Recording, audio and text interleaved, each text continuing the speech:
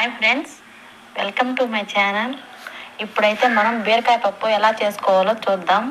First కావాల్సిన పదార్థాలు వచ్చి చింతపండు, పప్పు, బీరకాయ, టమోటాలు గట్ట కట్ చేసి పెట్టుకోవాలి.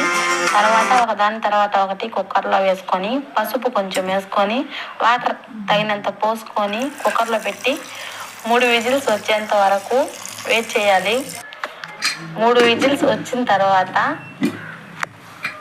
కొంచెం తగినంత సాల్ట్ వేసుకొని మెత్తగా మెదుపుకోవాలి. తర్వాత పోపు కోసం ఒక కడాయి పెట్టుకోవాలి. కడాయి పెట్టుకొని దానిలో కొంచెం ఆవాలు,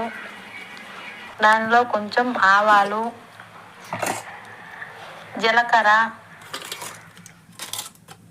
ఆనియన్, తగినంత కరింపాకు వేసుకొని పోపు బాగా వేగాక పప్పులో వేసుకొని సర్వ్ చేసుకుంటే సూపర్గా ఉంటుందండి. మా ఛానల్ కానీ నచ్చినట్లయితే like and share and subscribe చేసుకోండి. Thank you for watching.